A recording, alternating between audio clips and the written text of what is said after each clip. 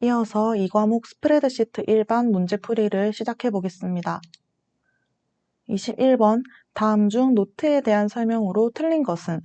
엑셀에서는 셀에 데이터를 입력한 후에 그 셀에 대한 설명을 덧붙이고 싶을 때 노트 기능을 사용할 수 있습니다. 예를 들어서 셀에 만이라고 입력해두고 그 값이 어떤 의미인지 3월 매출처럼 설명을 붙여두는 용도로 활용하는 것이 바로 노트입니다. 1번, 노트는 셀에 입력된 데이터에 대한 보충 설명을 하는 곳이다. 방금 설명드린 것과 동일한 말이죠. 그래서 1번은 옳은 설명입니다. 2번, 셀에 입력된 데이터를 지워도 노트는 삭제되지 않는다. 이 설명도 맞습니다. 셀 안의 값만 삭제해도 그 셀에 달려있는 노트는 그대로 남아있게 됩니다. 값과 노트는 서로 독립적으로 관리됩니다.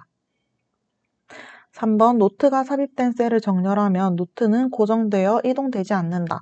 이 설명이 틀렸습니다. 노트는 셀과 함께 움직입니다. 즉, 셀을 기준으로 정렬을 하게 되면 해당 셀에 붙어있는 노트도 같이 이동하게 됩니다. 하지만 보기에서는 고정되어 이동하지 않는다라고 했기 때문에 이 설명은 사실과 다릅니다. 4번, 노트를 삽입하려면 Shift F2를 누른다. 맞습니다. 이 단축키를 사용하면 선택된 셀에 바로 노트를 삽입할 수 있어서 빠르게 설명을 추가할 수 있는 방법입니다. 따라서 정답은 3번입니다. 22번, 다음 중 데이터 통합에 대한 설명으로 틀린 것은 무엇인가? 데이터 통합은 엑셀에서 여러 개의 유사한 표를 하나로 합쳐서 요약해주는 기능입니다. 예를 들어 1월, 2월, 3월 매출표가 각각 따로 있을 때 이 기능을 활용하면 각 표를 하나로 합쳐서 총합, 평균 등으로 요약할 수 있습니다. 각 보기를 하나씩 살펴보겠습니다. 1번, 사용할 데이터의 형태가 다르더라도 같은 이름표를 사용하면 통합할 수 있다. 맞습니다. 표의 위치나 셀 배치가 다소 달라도 레이블이 동일하다면 그 기준에 따라서 데이터를 모아서 통합할 수 있습니다. 2번, 다른 원본 영역의 레이블과 일치하지 않는 레이블이 있는 경우에 통합하면 별도의 행이나 열이 만들어진다. 이 설명도 맞습니다. 예를 들어 한 표에는 바나나, 다른 표에는 사과가 있다면 통합 과정에서 두 항목이 각각 별도의 행이나 열로 분리되어서 표시됩니다. 레이블이 일치하지 않더라도 항목은 모두 반영됩니다. 3번, 통합은 비슷한 형식의 여러 데이터를 하나의 표로 통합, 요약해주는 도구이다.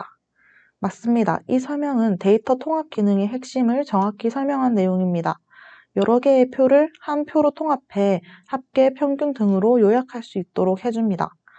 4번, 통합할 데이터가 있는 워크시트와 통합 결과가 작성될 워크시트가 같은 경우 원본 데이터의 연결 기능을 적용할 수 있다. 이 설명은 틀렸습니다. 먼저 원본 데이터의 연결이라는 것은 나중에 원본 표의 값이 바뀌면 통합한 결과도 자동으로 같이 바뀌게 해주는 기능이에요. 그래서 이 기능을 사용하면 편리하긴 한데 조건이 있습니다. 원본표가 있는 시트와 통합 결과를 표시할 시트는 서로 달라야 이 기능을 쓸 수 있어요. 만약에 같은 시트 안에서 통합을 하려고 하면 원본 데이터의 연결은 쓸 수 없습니다. 따라서 4번이 정답입니다. 23번, 워크시트에 포함된 노트의 인쇄 여부와 인쇄 위치를 지정하려면 페이지 설정 대화 상자의 어느 탭을 선택해야 하는가? 노트는 그냥 인쇄하면 그대로는 출력되지 않습니다.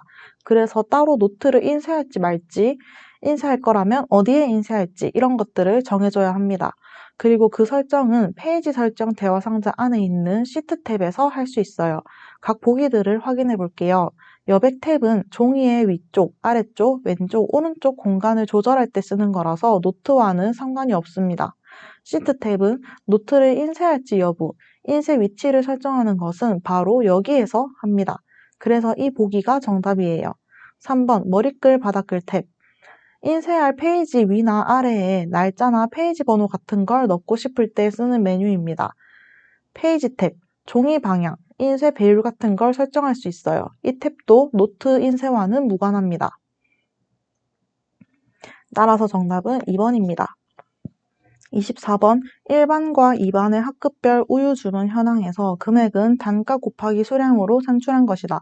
다음 중 2반의 금액을 구하는 방법으로 올바른 것은? 단 일반의 금액은 D5셀의 수식을 F5셀까지 채우기 핸들을 드래그하여 구한 것이다. 우선 원리를 잘 모르겠다 하시는 분들을 위해서 설명을 먼저 드릴게요. 2반의 금액을 구하기 위해서는 단가 곱하기 수량으로 해야 하죠. 그런데 단가에는 초코우유, 딸기우유, 흰우유 이렇게 세 가지가 있는데 오른쪽 한 줄로 쭉 이어져 있죠. 그럼 2반 금액의 수식을 입력하고 오른쪽으로 채우기 핸들을 채울 경우에 단가도 오른쪽으로 한 칸씩 당겨져야 하니까 행은 고정하고 열만 움직이도록 해야 합니다. 그래서 단가는 $3 이렇게 항상 3행에 고정되어 있어야 해요. 그런데 열은 이런 열들은 오른쪽으로 이동하면서 따라가야 하죠. 그래서 단가셀은 혼합 참조인 $3, $2, $3 이런 식으로 써야 합니다. 이렇게 하면 오른쪽으로 드래그할 때 3행은 고정되고 열은 이동되는 것입니다. 수량은 6행에 있고 열도 D, E, F로 같이 따라가야 해요. 이것도 행을 고정해도 되긴 하는데 지금 같은 상황에서는 고정할 필요 없이 그냥 D6, E6, F6 이라고 쓰면 됩니다. 그래서 오른쪽으로 드래그하면 D6, E6, F6 이렇게 자연스럽게 바뀝니다. 그래서 2반 금액의 수식을 정리해보면 $3 곱하기 D6 이라고 입력하고 오른쪽으로 드래그하면 이 7셀에는 $3 곱하기 E6 F7에는 $3 곱하기 F6 이렇게 자동으로 바뀌면서 각 우유 종류에 맞는 단가 곱하기 수량 계산이 정확하게 됩니다. 원리는 이렇게 되고 이제 보기를 살펴볼게요. 1번 D5셀을 복사하여 D7에서 F7 영역에 붙여넣기 한다. 이게 정답입니다. 왜냐하면 D5셀에는 수식 $3 곱하기 D4가 들어있고 이 수식을 복사해서 D7에서 F7에 붙여넣으면 엑셀이 자동으로 아랫줄에 맞춰서 수식을 바꿔줍니다. 즉 D7셀은 $3 곱하기 D6으로 바뀌고 이 7은 $3 곱하기 E6으로 바뀌고 F7은 $3 곱하기 F6 이렇게 자동으로 맞춰줍니다. 이게 바로 상대 참조라는 엑셀의 기본 기능입니다. 2번을 보면 D7셀에 이 수식을 입력한 후 채우기 핸들을 F7셀까지 드래그한다 라고 했는데 D7셀은 2반의 값인데 수식을 이렇게 넣어버리면 1반의 값을 또 계산한 것이 됩니다. 그래서 잘못된 결과가 나오는 것이에요. 3번 D5셀을 복사하여 D7에서 F7 영역에 값으로 붙여넣기 한다. 값으로 붙여넣으면 숫자 결과만 복사가 되고 수식은 사라지게 돼서 수정할 수 없고 자동 계산도 안 되기 때문에 틀린 것입니다. 4번 D7에서 F7 영역을 선택한 상태에서 이 수식을 입력한다. 이거는 일반 기준 수식이에요. 복사해서 붙여넣는 것도 아니고 범위를 선택한 후에 이 수식을 입력해버리면 그냥 이 수식이 입력되는 거라서 엑셀이 알아서 줄을 바꿔주지는 않습니다. 25번 아래 워크시트에서 근무지가 서울이고 근속 연수가 5 이상인 직원을 구하고자 할 때 C14셀에 입력할 수식으로 맞는 것은? 이번 문제는 조건에 맞는 직원 수를 구하는 문제인데 조건이 두 개입니다. 근무지가 서울, 근속 연수가 5 이상. 이 두 개의 조건이 이고라고 되어 있어서 AND로 묶인 거니까 이 조건을 모두 만족하는 사람 수를 C14셀에 구하는 수식을 찾아야 합니다. 보기를 쭉 보니까 dCount와 dCountA, COUNTIF와 COUNTIFS 함수가 나와 있네요. 이 문제는 두 가지 조건을 동시에 만족하는 데이터 개수를 구해야 되니까 COUNTIFS 함수를 써야 합니다. COUNTIF에서 s가 붙고 안 붙고의 차이는 COUNTIF는 조건이 하나일 때 사용하고 s가 붙은 COUNTIFS는 조건이 두 개 이상일 때 사용하는 것입니다. 그래서 정답은 4번인데 왜 정답인지 그리고 나머지는 왜 틀렸는지 살펴볼게요. 우선 4번은 COUNTIFS의 형식이 조건 범위 1, 조건 1, 조건 범위 2, 조건 2 이런 형식이니까 서울에 근무하면서 근속 연수가 5년 이상인 사람을 세는 수식이 됩니다. 그리고 1번은 dCount는 데이터베이스 함수예요. 두 번째 인수가 부서라고 되어 있어서 부서열을 기준으로 세겠다는 뜻인데 우리가 찾는 것은 근무지와 근속연수니까 틀린 것입니다. 그리고 2번 디카운트 A. 이거는 비어있지 않은 셀 수를 세는 함수입니다. 근속연수 조건과 관계가 없고 여전히 부서를 기준으로 보기 때문에 틀렸어요. 3번 count if. count if는 조건이 하나일 때만 사용이 가능하다고 했었죠. 이번에는 조건이 두 개니까 사용할 수 없습니다. 26번 워크시트 작업 및 관리에 대한 설명으로 틀린 것은? 엑셀에서 워크시트란 우리가 데이터를 입력하고 작업하는 기본 단위를 말합니다. 즉 엑셀 파일을 열면 보이는 작업 화면이 바로 워크시트입니다. 이제 각 보기를 하나씩 살펴볼게요. 1번 그룹화된 시트에서 데이터 입력 및 편집 등의 작업을 실행하면 그룹 내 시트에 동일한 작업이 실행된다. 맞습니다. 여러 개의 시트를 그룹으로 묶은 상태에서 한 시트에 데이터를 입력하면 그 동일한 내용이 그룹 내 다른 시트에도 동시에 입력됩니다. 예를 들어서 시트 3개를 그룹화한 후에 A1셀에 값을 입력하면 세 시트 모두의 A1셀에 같은 값이 입력됩니다. 2번 연속된 시트의 선택은 Shift를 사용하면 편리하다. 이 설명도 맞습니다. Shift 키를 사용하면 연속된 시트를 한 번에 선택할 수 있습니다. 예를 들어 시트 1을 클릭한 후 Shift를 누른 채 시트 4를 클릭하면 시트 1부터 시트 4까지 모두 선택됩니다. 3번 열 너비를 기본값으로 되돌리려면 열 머리글 경계선을 마우스로 더블클릭한다. 이 설명은 틀렸습니다. 열 머리글 경계선을 더블클릭하면 해당 열의 너비가 셀 안의 내용 길이에 맞춰서 자동으로 조절됩니다. 예를 들어서 글자가 긴 셀에 맞춰 열이 넓어지게 되는 것이지 기본 너비로 되돌아가는 것이 아닙니다. 열 너비를 기본값으로 되돌리고 싶다면 형식에서 기본 너비를 선택해서 직접 지정을 해야 합니다. 4번 시트 삭제 작업은 실행을 취소할 수 없다. 맞습니다. 되돌리기 기능으로도 시트 삭제는 되돌릴 수 없기 때문에 삭제를 할 때는 반드시 주의를 해야 합니다. 따라서 틀린 설명은 3번이 되겠습니다. 27번 다음 수치에 각종 사용자 지정 형식을 적용한 결과 중에서 틀리게 짝지어진 것은? 엑셀에서 숫자 서식을 만들 때 자주 나오는 샵, 0, 물음표 이 세 가지는 비슷해 보여도 역할이 조금씩 달라요. 0은 숫자가 있든 없든 무조건 0으로 표시하는 것입니다. 즉 자릿수를 꼭 채우도록 강제를 하는 것입니다. 샵은 숫자가 있으면 보여주고 없으면 아무것도 표시하지 않는다는 뜻이에요. 0처럼 자리 강제를 하지는 않습니다. 물음표는 숫자가 없으면 빈칸으로 자릿수를 맞춘다는 뜻입니다. 이 세 가지를 생각하면서 보기를 풀어볼게요. 1번을 보면 이 형식은 천 단위마다 쉼표가 들어가고 소수점 아래 두 자리를 표시해요. 숫자가 정수여도 .00처럼 꼭 두 자리를 표시해야 합니다. 그래서 결과는 뒤에 .00이 붙어서 맞는 결과예요. 2번을 보면 큰 따옴표 개라는 글자는 숫자 뒤에 글자를 붙이는 형식이에요. 그래서 이 형식은 숫자 표시에다가 개 이렇게 출력이 되니까 올바른 설명입니다. 3번 여기서 0 형식은 숫자를 그냥 있는 그대로 표시해 주는 거예요. 쉼표 같은 건 들어가지 않습니다. 그래서 이것도 옳은 결과예요.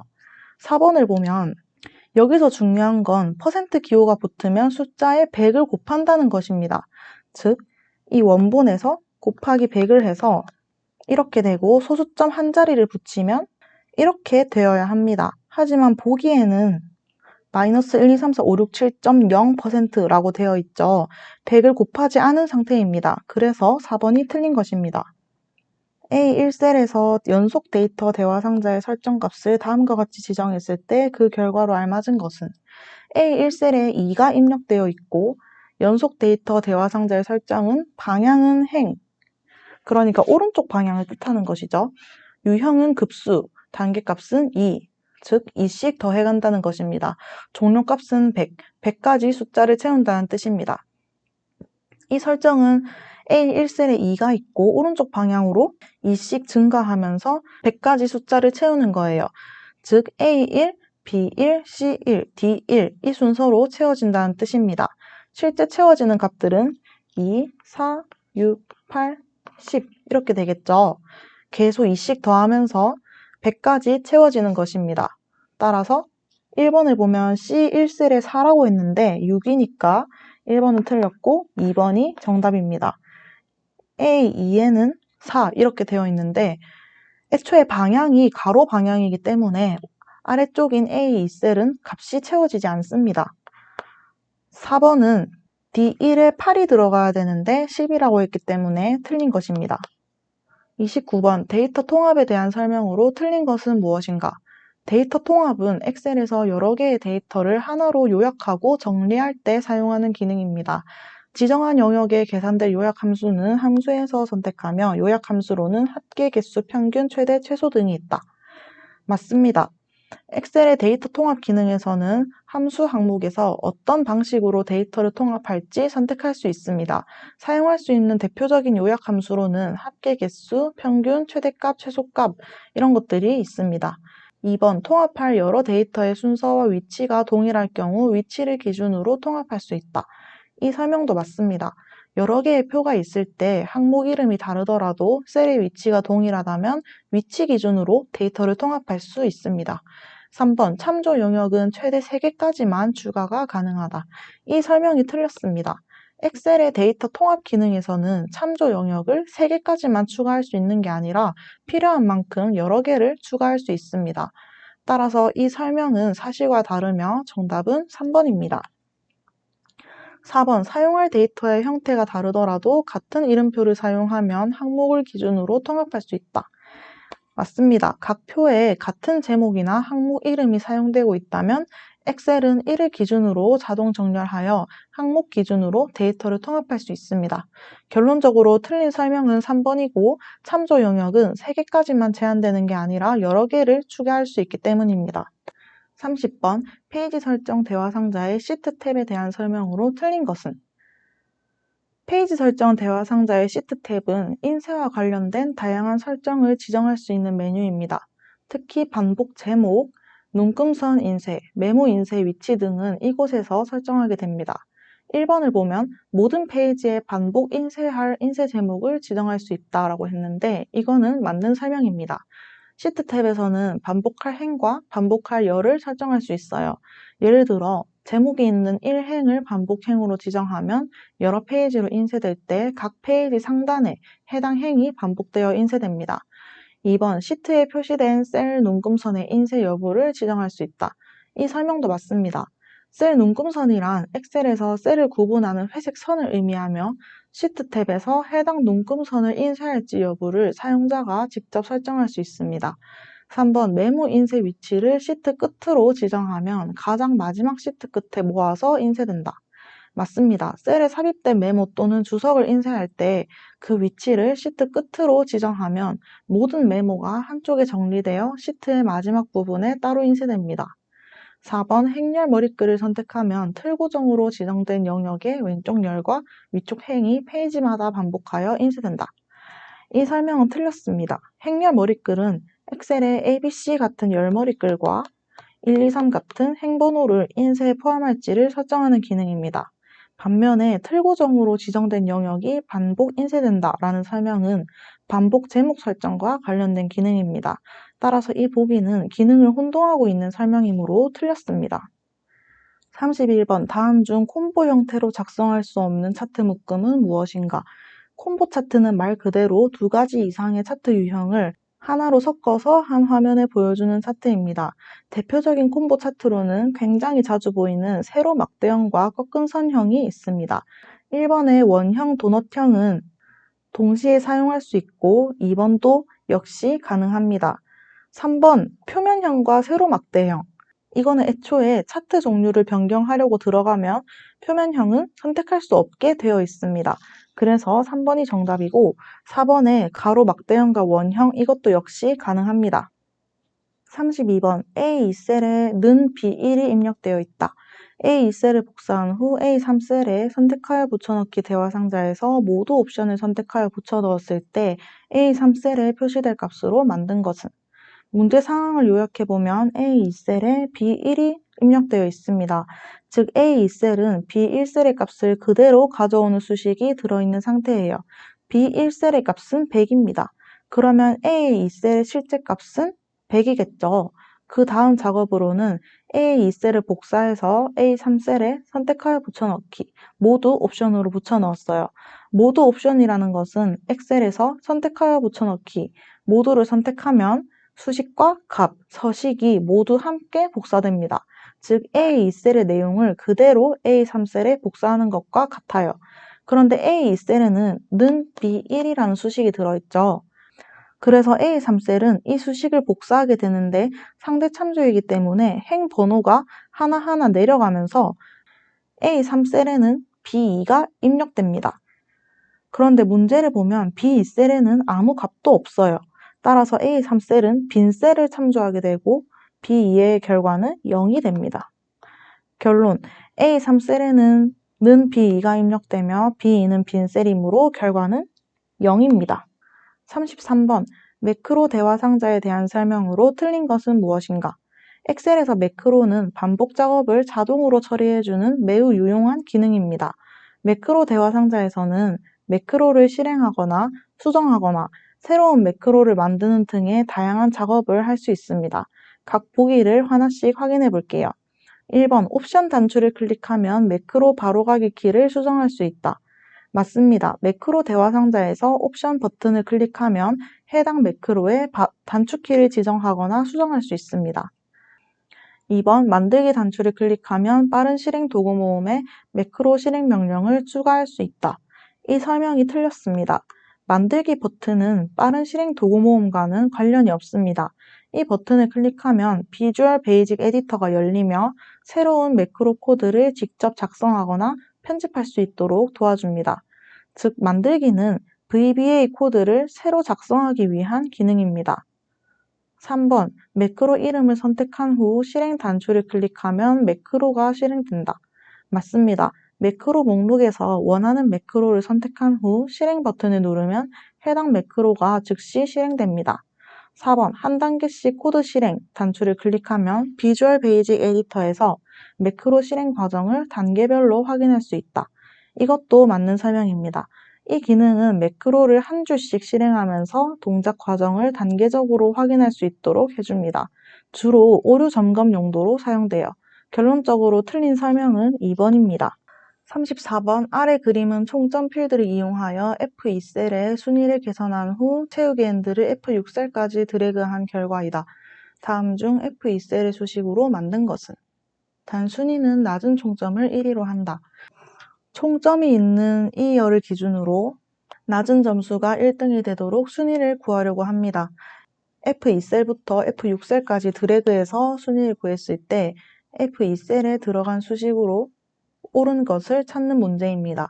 그럼 여기서 우리가 사용할 함수는 rank_eq라는 함수입니다. 이 함수는 숫자의 순위를 계산해주는 함수인데요. 기본 구조는 이렇게 생겼어요.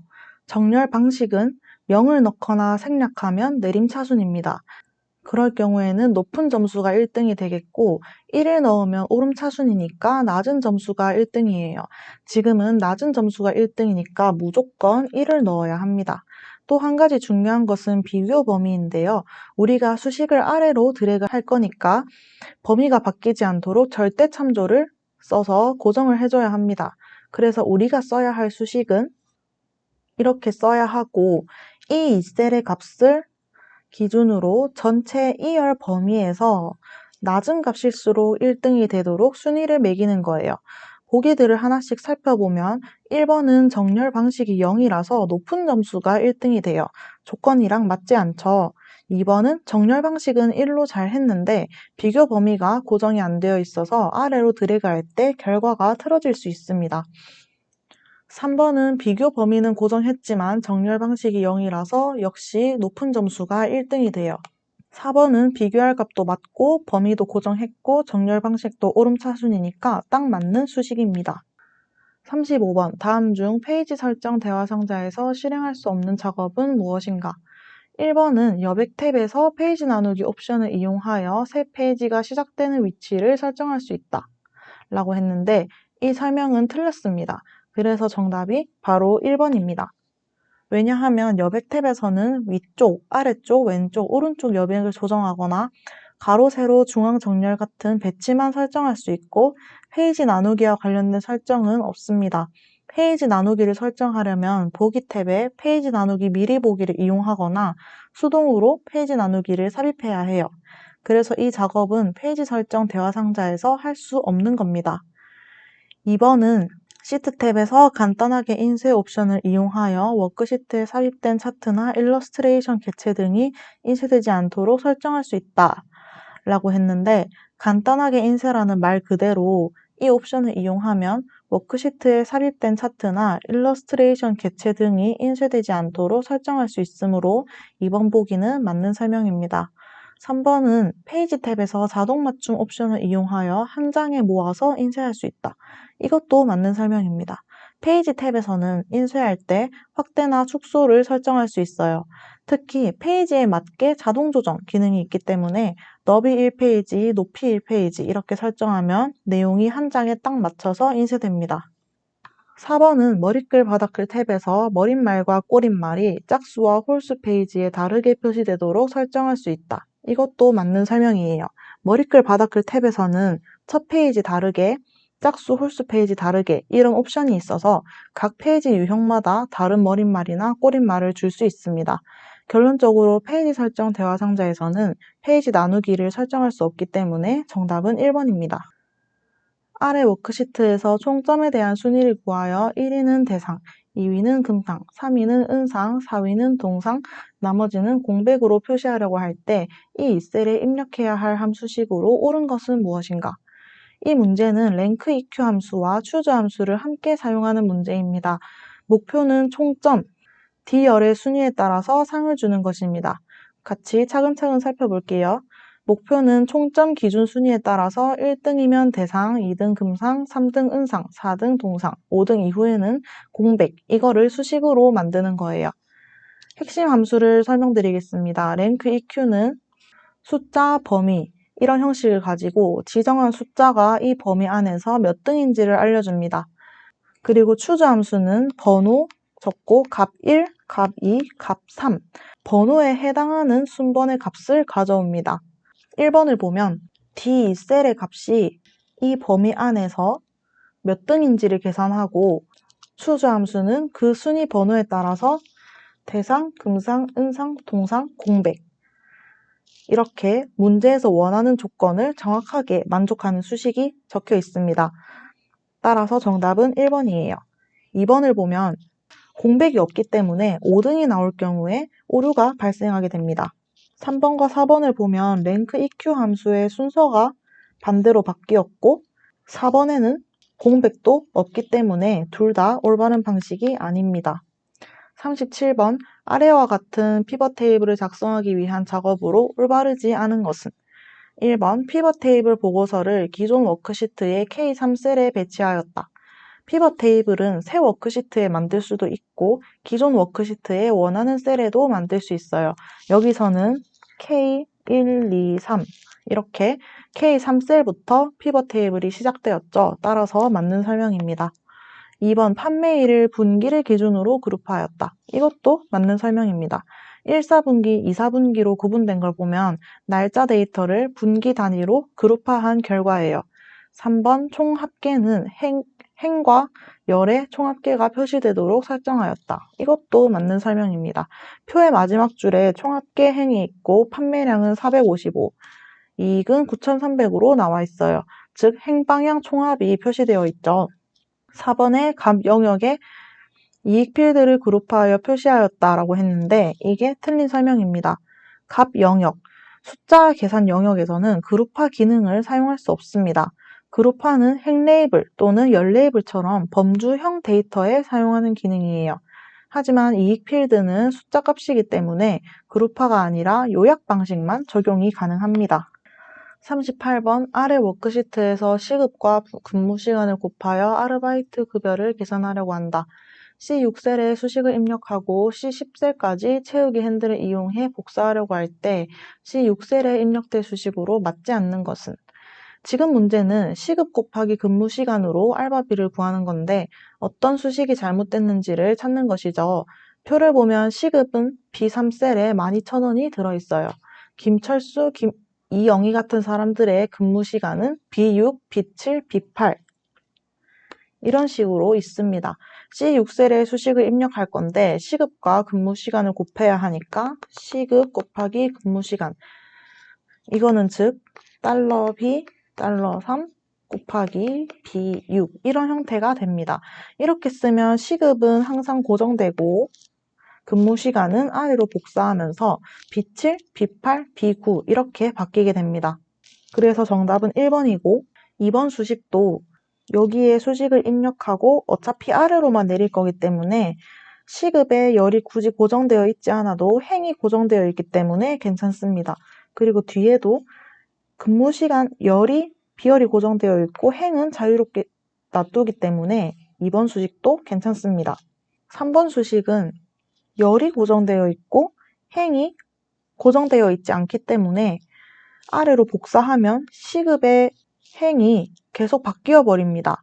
그러면 시급이 B3이 아니라 다른 셀을 보게 되니까 엉뚱한 계산이 되는 것입니다. 그래서 시급 위치가 움직이면 안 되는데 움직여 버려서 틀린 수식으로 정답은 3번입니다. 4번 B3 시급은 완전히 고정되어 있고 B6은 행이 자유롭기 때문에 이것도 시급과 근무 시간을 곱하여 계산할 수 있는 수식입니다. 39번 아래 그림의 시나리오 요약 보고서에 대한 설명으로 틀린 것은? 보기를 보면 1번에 추가된 시나리오의 이름은 현재값 보통 우수이다 라고 했는데 현재값은 시나리오 이름이 아니에요. 엑셀이 자동으로 넣어주는 현재 입력값을 보여주는 열일 뿐이라서 사용자가 만든 시나리오는 보통과 우수 두 개입니다. 그래서 이 설명은 틀린 것으로 정답입니다. 2번 결과셀은 매출액으로 이름이 정의되어 있다. 맞는 설명이에요. 결과셀 부분에 매출액이라고 표시되어 있어요. 이거는 엑셀에서 매출액이라는 이름을 지정해 둔 것입니다. 이름이 정의돼야 요약보고서에 저렇게 이름으로 표시됩니다. 그리고 요약보고서에서 직접 셀을 수정해도 됩니다. 3번 결과셀에는 C4와 C5셀을 참조하는 수식이 입력되어 있다. 맞는 설명이에요. 보고서에 이 두 셀이 변경셀로 들어가 있으니까 결과셀은 이 값을 바탕으로 계산된 것입니다. 4번 시나리오 요약 보고서가 있는 위 그림의 시트를 삭제해도 작성된 시나리오는 삭제되지 않는다. 맞는 설명입니다. 시나리오는 엑셀 통합 문서 안에 저장되기 때문에 요약 보고서 시트를 삭제해도 시나리오 자체는 남아있어요. 따라서 정답은 1번입니다. 현재 값은 시나리오 이름이 아니라 엑셀이 자동으로 보여주는 값이기 때문입니다. 40번 다음 중 매크로에 대한 설명으로 적절하지 않은 것은 1번 엑셀을 실행할 때마다 매크로를 사용할 수 있게 하려면 매크로 기록 대화 상자에서 매크로 저장 위치를 개인용 매크로 통합 문서로 선택한다. 맞는 설명입니다. 개인용 매크로 통합 문서는 엑셀을 켤 때 자동으로 함께 열리는 숨겨진 파일이에요. 여기에 매크로를 저장하면 다른 통합 문서에서도 계속 사용할 수 있습니다. 2번 매크로 기록 대화 상자에서 바로가기 키 지정 시 영문 대문자를 사용하면 Shift가 자동으로 덧붙는다. 이 설명도 맞습니다. 예를 들어서 Ctrl Shift 대문자 A 이걸 지정하고 싶으면 컨트롤에다가 대문자 A로 입력하면 엑셀이 자동으로 Shift를 덧붙여줍니다. 3번 같은 통합 문서 내에서 시트가 다르면 동일한 매크로 이름으로 기록할 수 있다. 이 설명은 틀렸습니다. 매크로는 통합 문서 단위로 저장되고 실행되기 때문에 시트가 다르더라도 매크로 이름은 겹치면 안 됩니다. 예를 들어 시트 1과 시트 2에서 각각 같은 이름의 매크로를 만들려고 하면 중복 오류가 발생하게 돼요. 한 파일 안에서는 매크로 이름은 반드시 고유해야 합니다. 4번 통합 문서를 열 때 어떤 상황에서 어떤 매크로를 실행할지 매크로 보안 설정을 변경하여 제어할 수 있다. 이것도 맞는 설명입니다. 엑셀에는 매크로 보안 수준을 설정할 수 있어요. 예를 들어서 매크로를 아예 차단하거나 사용자에게 실행 여부를 묻게 할 수 있습니다. 따라서 매크로 실행을 제어할 수 있어요. 그래서 적절하지 않은 것은 3번입니다. 이렇게 문제풀이를 모두 마쳤습니다. 오늘도 고생 많으셨고 다음 강의에서 다시 만나요.